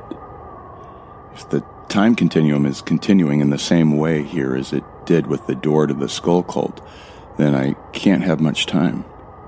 I keep the furs wrapped around me. It's too fucking cold to leave them behind. Plus, the other me already had furs from one of the other huts, so the fact that some are missing in this hut shouldn't be noticed. I peek my head through the hole covered by a skin and check for any signs that other me and Monica are approaching. I can hear crunching feet in the snow, but they sound pretty far away. Not bothering with the ladder, I jump down and start running away. Then I stop and head back, and this time as I move away, I drag my foot, breaking apart my retreating footsteps. Other me and Monica probably won't notice, but I can't afford to take the chance. I go back about 20 feet. I can't find another hut, so I'll just have to hunker down in the snow here and assume I won't get spotted. I naturally fled in the opposite direction to where I heard the snow-crunching footsteps, but the furs are doing their job well, and other than a cold head, I'm staying decently warm, or at least not cold. I wait, and soon two shapes appear from the blizzard, arriving at the hut. They both go inside. Time passes. Then another me comes out, with the artifact in hand. I think for a split second what would have happened with the continuum if I'd taken that artifact just now. I can't stop myself from shivering, and I'm pretty sure it has only a little to do with the cold. Other me is standing there, waiting for Monica. That's right. She did take a little while coming back. What was that about? Was she doing something in there? Getting her special gloves ready again, just in case? Then Monica's coming down the ladder. Other me is trying to decide which way to go now, whether to try to find the original door or somehow find another one. Monica is also looking around, but it seems like she's trying to find something else. Her eyes pass over the area where I'm huddled. I can barely see them in this blizzard. It's getting worse by the minute. So she shouldn't be able to see me, and yet I swear she spends a few seconds on me before continuing to scan around. Maybe she's looking for Steve? Could be. Don't know why he'd be huddled out in the snow like this, though, even if I am right now. Then they're off in search of another door back to Ostium, and I slowly follow in their general direction. Should be enough to find that last hut. I stop once they've found it, keeping my distance again. They kiss, and I remember how warm it felt at the time. If I were kissing her now, I think it would feel a lot colder. Then they're going through the door and back to the clock tower. I run towards it, stopping just in front of the door. The run helped a little with the warmth. This cold is starting to seep into my bones, even with the furs. This time I climb into the blackness, half wishing I might end up in Ostium. At least it would be warm there.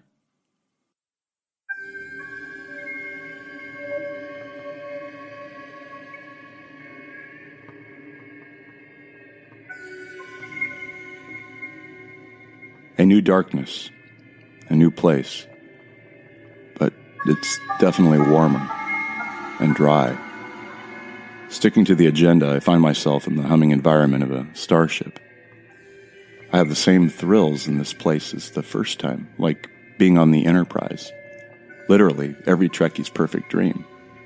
I try my best to recall our steps here, what we did before, the turbo lift, as I called it, the trip to the bridge, and then to the hangar where Voyager 1 and Voyager 2 were.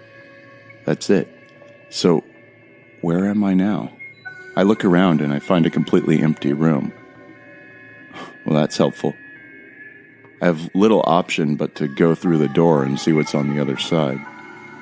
It whooshes open and I wait, not revealing myself, listening for any voices or footsteps. It sounds quiet. I poke my head out and discover the coast is clear. I step out and try to familiarize myself. It's the hallway where Monica and I first arrived here. I can see the door marked with Ostium. Okay. Which means that the other door at the other end is the turbo lift. Good. I have no idea how much time I have here, and it's not like the other doors. I don't have long-range views of everything going on, meaning the other me and Monica could come through that turbo lift door at any second. I can't take the risk. I make my way toward the Ostium door, but I'm stopped in my tracks at a sound. Was that a door opening somewhere nearby? It sounded real close, but other me never went through a door close to here, other than the turbolift door and the one that leads back to Ostium. So, what the hell was that? I jog over to the window real quick, just in case I see anything new out there I didn't see last time. I don't, but it's still an incredible sight. Okay, I choose another door that we just walked by last time. It's kind of inconspicuous, but it's in the vicinity where the sound came from. It whooshes open and I peek through. Like crossing a road, I look left and then right. No one here. But to the right, at the end of this short hallway, is another door. That was probably the door I heard opening and closing. I jog over to it and jump to the side as it opens. I peek around and see something I never expected to see. A person at the far end of the hallway, walking away. It's a man. Pretty tall, black hair, can't make out much else. Dressed in a coat and jeans. I don't recognize anything about him. I'm torn whether to say anything, get his attention. He's moving pretty fast, like he wants to get away from something or get somewhere fast. I don't know what to do because there'll be repercussions, whatever I decide to do. Possibly grave repercussions. And then I'm out of time. He's through the door and it closes behind him. Shit. Or maybe not. But what if it was Steve? That has me running toward the door as fast as I can go. I reach it and it opens another hallway. This one has many doors, but no signs of the man who went through. I could try and find him. It's obviously important. But there are a lot of doors. And I'm also getting further away from that ostium door with each hallway, which increases my chance of getting completely lost and not being able to find my way back to that door. No, I'm not going to risk it. If we're meant to cross paths again through the doors of Ostium, we will. And if it is Steve, he seems alive and well, which is something. I make my way back through the hallways and get to the one leading to the Ostium door. I peek around and watch the turbolift doors. Shit. There's other me and Monica. I'm ducking back in the hallway and running for the other door. As soon as it opens, I duck inside and hide from view. Then I wait and listen, holding my breath.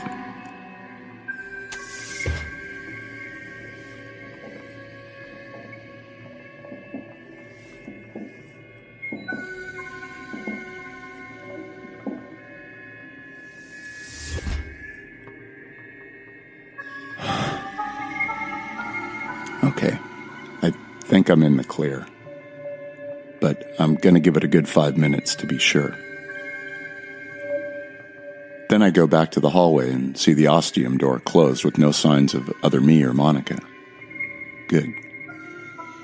I can't help wondering if I've already changed something. When we originally came back down that hallway, we were running from the blackness.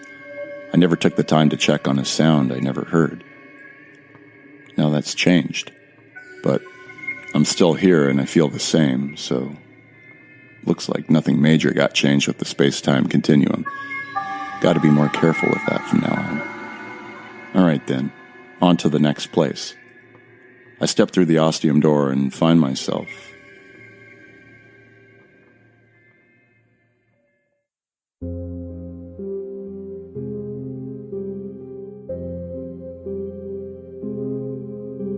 in Colombia. Well, that's what I'm guessing. I do a full turn and confirm this. Yep. I'm on the ground floor of the Columbia City Hotel, where I stayed once with Anne, and where Monica and I visited through door 325 just 4 days ago. It feels much longer than that, weeks ago, and at the same time, much sooner, like yesterday. I see all the familiar furnishings, the board games and books. Nothing has changed, unsurprisingly. I wonder where the other me and Monica are. I stand still, but don't hear any movements upstairs. In an old wooden building like this, you could hear a person walking around in their room at the far end of the hallway with all the creakings and groanings. Groanings of wood, that is, not supernatural. But that means other me and Monica are outside, on their way here. I step to the window and look through. Shit. I see other me and Monica just 20 feet away. Fuck. What do I do? First thing, I launch myself up the stairs, going as fast as I can without tripping and falling all the way down to the bottom. The sound is like a whole forest crashing to the ground. I hope my foot doesn't go through one of these stairs. It doesn't. And soon I'm on the top and quickly walking down the hallway. I don't have long to decide what room to go into. I cast my mind back quick to what we did. We checked every single room. Well, that's fantastic. I've got absolutely nowhere to hide. And then I remember. I run over to the door on the left, marked shower, and step inside. The water isn't running and there's no one in here. Good. If the water had been, I would have lost my shit. I close the door behind me. That's when I hear the door downstairs creak open and voices. They're here. I pulled the shower curtain back slowly, just a little, and step into the bathtub, trying to make as little noise as possible. So should I turn the water on now? Wait a bit? I'm trying to remember what I heard last time, when I noticed. It wasn't until Monica opened the door that we heard the water running. Could that be because this bathroom is pretty soundproof? Has new and modern plumbing for noise reduction? Unlikely, but we saw steam billowing out over the shower curtain, meaning the hot water was running. So do I run it now or wait? Maybe it takes a while to get hot. But if I turn it on now, it might be wrong. Might be too loud. They might hear and come check this door out first. That would fuck everything up. Once again, I just can't take the chance. They're upstairs now, anyway, so I'm out of time. I wait with my hand on the hot water faucet, making sure the shower setting is turned on. I aim the shower head away from me so I don't get totally soaked. It's not exactly a comfortable position, hunched over like this, but it shouldn't be long. I hear doors opening and chatter, but can't make out the words. I count down the doors as other me and Monica come closer. 1, slam. 2, slam. 3, close. 4, close. 5, close. 6. Then I hear a muffled yell. Close. This door is next.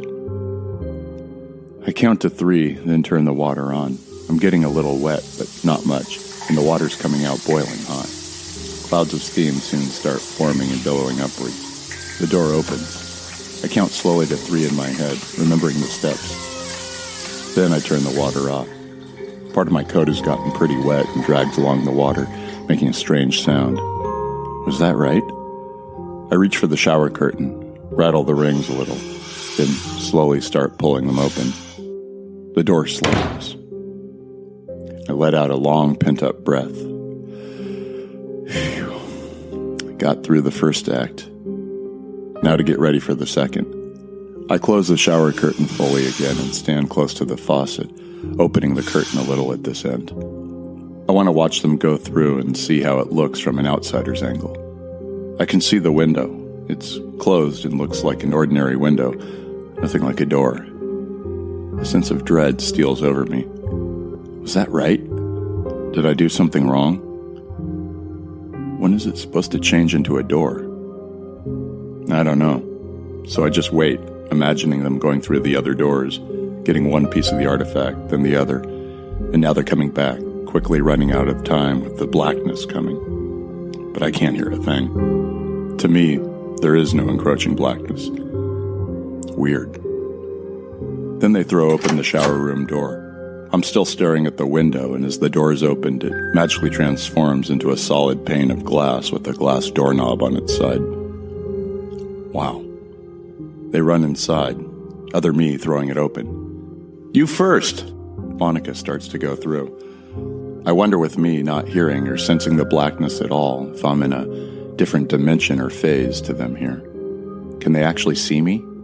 Can I touch them? Or are we all ghosts? Other me is about to go through the door. On impulse, I reach out with my hand behind him just to see if I can feel him. But he sees the hand coming at him out of the corner of his eye. Fuck! He tumbles through the door and closes it, and that's the end of that. I step out of the shower, wondering. I'd forgotten about the arm reaching for me when I went through the glass door. Could I have touched him? I still don't have an answer. I leave the shower room and figure I have to go all the way back down Main Street to get to that original door that leads to Ostium, right? As I'm thinking, I see a ghost walk down the hallway. No, it's Anne. A ghost form of her. In a different time. A different life. But as she passes through, I feel a coolness descend over me, forcing a shiver. She stops just a second and looks back, as if she's felt something, then continues to our room where presumably the ghost me is waiting for her. She never mentioned any strange experiences. Then I decide, no, I'm going to give that door a try. It worked for other me and Monica, so why not me in the present? I go back into the shower room, hopefully for the last time, and I try the glass door. It opens on blackness. I climb through.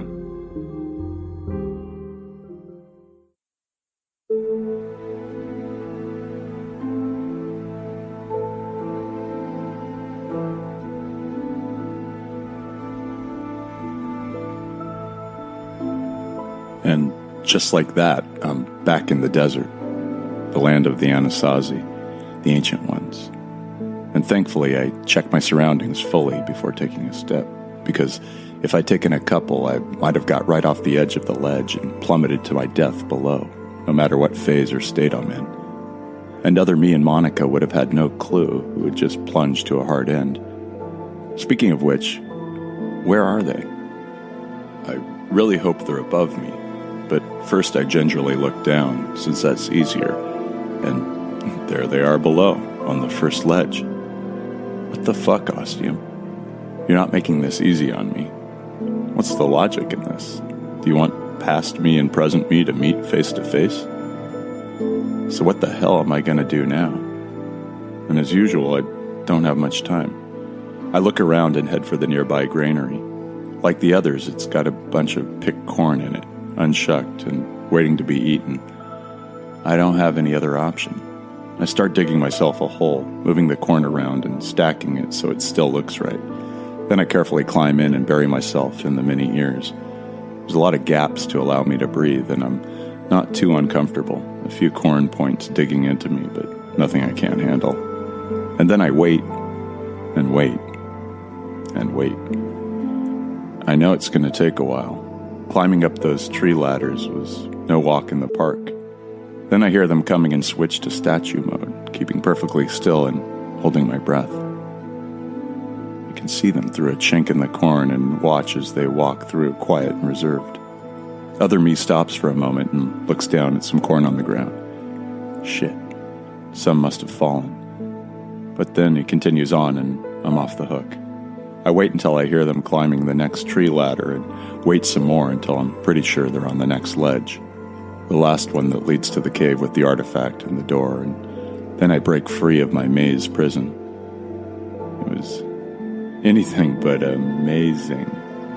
Get it? Because, maze is corn. I leave the granary, but keep close to the wall so I remain out of sight of other me or Monica looking down. I look out at the incredible view from up here. It's just breathtaking. And then I see movement, but it's really far away. I wish I had a pair of binoculars. It's definitely a person far away, walking among the rocks. I can make out black hair. It's got to be that guy I saw earlier. Maybe Steve. Or one of those military guys who's somehow still alive. But he's not in camo gear. Did he come through the door that other me and Monica came through? He's walking around like he's looking for something. Probably a door. Maybe someone else. Like what? No clue. He goes behind a rock and that's all I see of him. He doesn't come out the other side. He's just gone.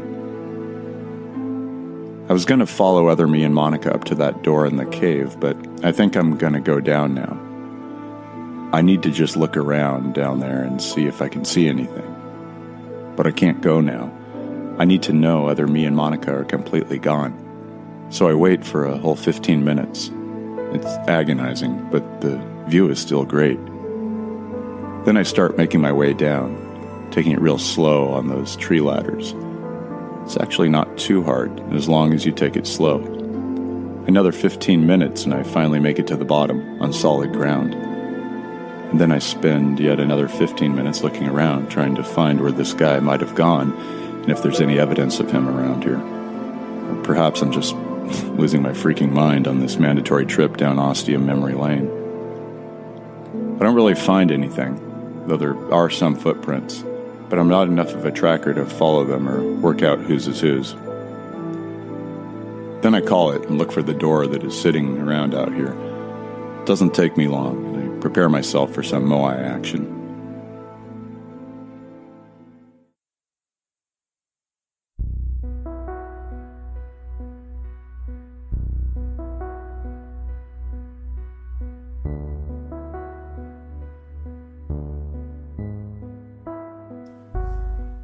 Another sunny day, blue skies, grassy fields.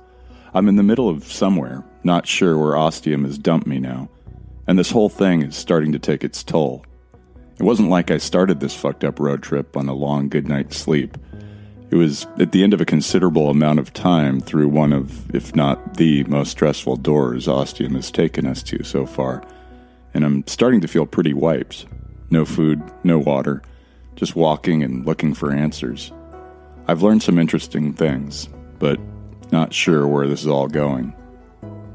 I'm huddling behind a moai because I don't know where other me and Monica are right now, so I can't blindly go walking around.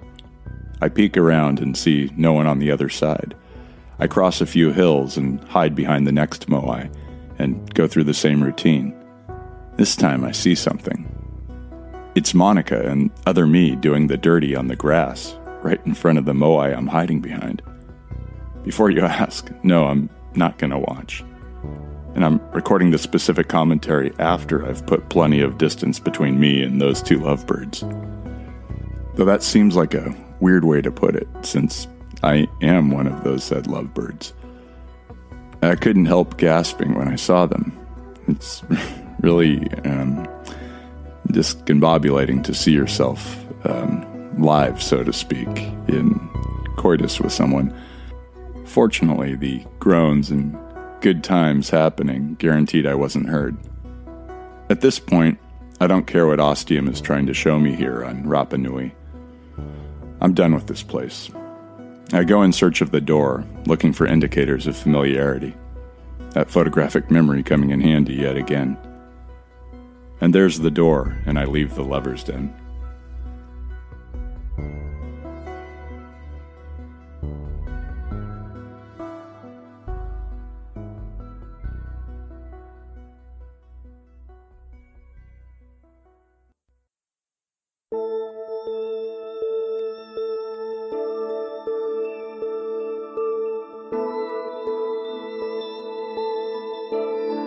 And this is what it all comes down to, I hope.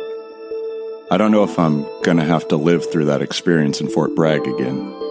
And if so, what happens after that? Am I trapped in my own Groundhog Day? Doomed to live through these doors and worlds over and over? If that's the case, obviously having sex with the girl isn't the solution, since that's happening on the other side of one of those doors. No, the more I think about it, it's gotta be here. Things come to a caustic head with what I'm now calling the Hell House, and then back at the clock tower. And while they likely began their inkling form long ago, the world of the Dyson Sphere was where the fire really began. That's what I feel. That's what my logical brain is telling me. But I don't have the specifics because I have a big black hole in my memory about the place. Because, and now it seems obvious, Monica must have used her special gloves on me because of what I saw or what I said or all of the above. And that's when I have a wonderful, awful idea. I'm going to need to check something on my phone real quick. I'll give you a hint. A recording. See if you can work out what I'm talking about by the time I get back. Bye for now.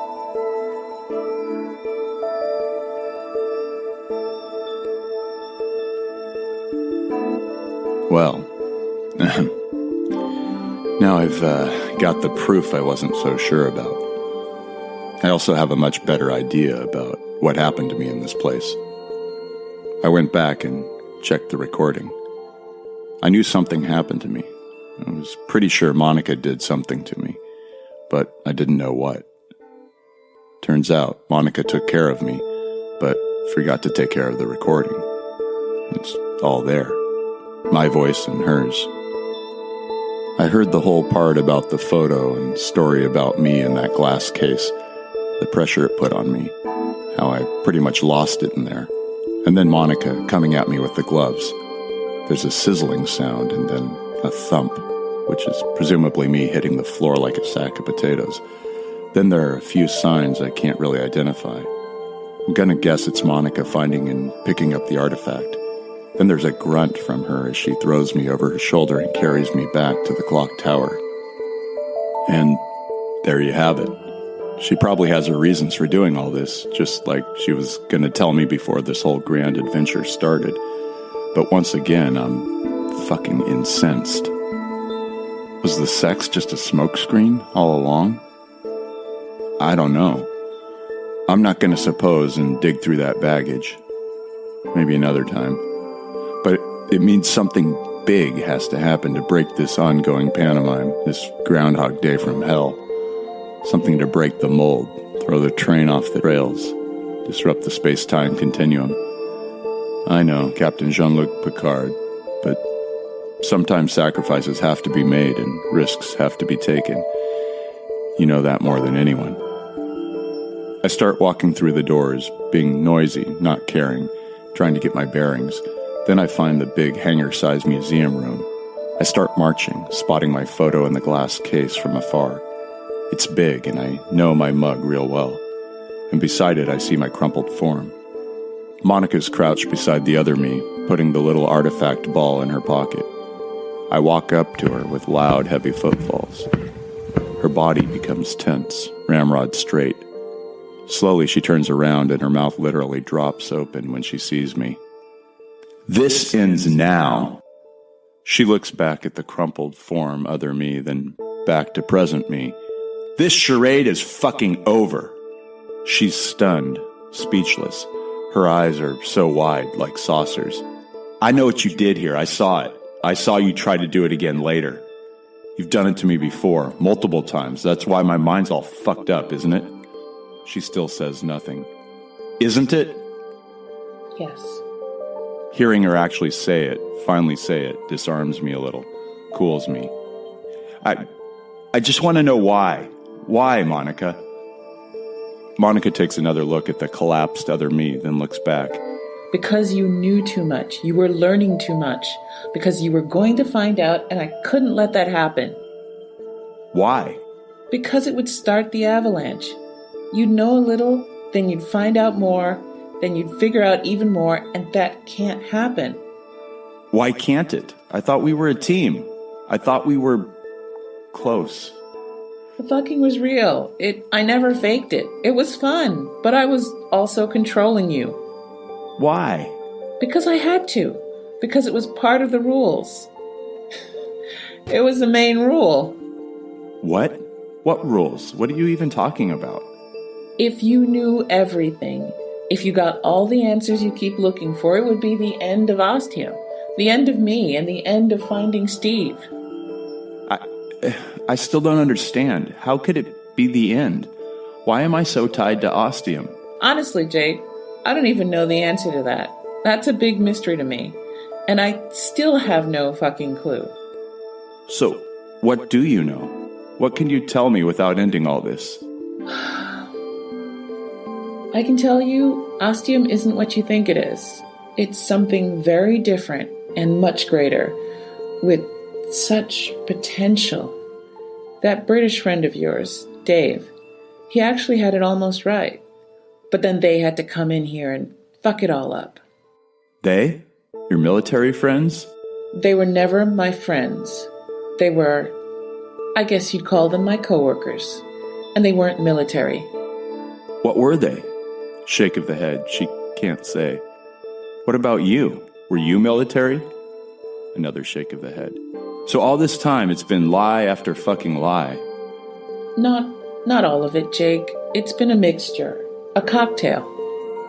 There's a smirk on her face now. She's trying to win me over. And what about Steve? How does he fit into all this? She takes her time to answer, thinking long and hard. He's not military either. And he's not a crush of mine. He's someone I care greatly about. Someone I love. He's my son. Now it's my turn for widening eyes of disbelief and impossibility. What? He was the first of us to come to Ostium, when it was ready to receive visitors. He didn't know what he was getting into. They didn't know what he was getting into. They hadn't a fucking clue. And when I found out, I lost my shit. But I got here as fast as I could, and they followed. And I did what needed to be done. I took care of them. I got back at them for what they did to my Steve. And I still don't know where he is, or if he's alive or hurt. I have to find him, Jake. I have to. It's killing me inside. How did I end up in Ostium? I don't know, Jake. You're the misnomer here, the anomaly, the impossibility. But you are connected, somehow. That's why I changed the game plan and started working with you from the beginning. Well, apart from occasionally wiping my mind with shock therapy. I'm sorry, Jake. I did what I thought was right. I did what I thought needed to be done to protect myself, to protect Ostium so it would keep existing, and to protect Steve. I look at my feet, millions of thoughts and questions running through my mind. I've gotten some answers, but there are so many more questions again, and Monica's only giving me so much. I raise my head to ask one that she might answer, but that's when there's a terrible crunching sound and the floor starts to tilt. Flaxen begins screaming and something is horribly wrong. It's the blackness, Jake. It's attacking the Dyson sphere. We have to get the fuck out of here. She bends down and throws the other me over her shoulder like it's no big deal. Then she's heading back for the door to Ostium. I follow slowly behind, my mind still abuzz. I hadn't heard or felt the blackness, but it's definitely doing something to this place. Whether it's mattered with the earlier doors, in this place it can clearly do me harm. I keep pace with Monica, not wanting to lose her. It's important that we all get out of this if things are to go on. They're not going to be normal, by any means. But when is anything ever normal in Ostium? How will we regroup and go on from here? I don't know. How the timeline will get fixed when I go through the door, I don't know either. But Ostium will have a way. It has with everything else so far. I'm sure after lots of tea and rest and talking, we might be able to salvage something of our friendship, especially if she continues to give me answers, tell me what she knows about this place. At the same time, my science fiction mind is worrying. Going through the literature, checking the research, analyzing the theories, and calculating the math, and there's only one definite answer at the end of it. I follow Monica up to the door back to Ostium. She looks back to make sure I'm with her. I'm not sure if she's thought about the repercussions of me going through, of there being two me's in Ostium, but she doesn't seem to have a problem with it. Ready? She says, as she throws open the door and takes a step. No. Monica stops and looks at me. What? I can't go. What? Why? Because of the rules. It feels really good to throw the line back at her. There's two of us, Monica. A paradox. In science and reality, it's not allowed. Only you and other me can go back to your time. I'm from a different one. An alternate one. What the fuck are you saying, Jake? The blackness will fucking kill you. I know. But the space-time continuum has already been fucking up enough. Me going with you might cause space-time disruptions that could have an effect on the entire universe. You don't know that. No, I don't. But I also don't know that it won't happen. Like when they turned on the Large Hadron Collider for the first time, there was an infinitesimal chance that it would create a black hole that would engulf the entire planet. It didn't happen. There's a chance now, with me going through. I'm not willing to take that chance. But what if I changed things in my time? Told the other you about what I know. Tried to change the way things turn out. No, you can never do that. It needs to continue along as it already has. You need to be you and say nothing so that we could get to this moment again. Changing a little thing could have a catastrophic knock-on effect. Butterfly effect. Yes, I say with a smile. And we're completely out of time. Go now, while you still have the chance. Monica wants to do something. A hug. A kiss. Something. But she doesn't have the time. She turns and jumps through the doorway. Moments later, the blackness.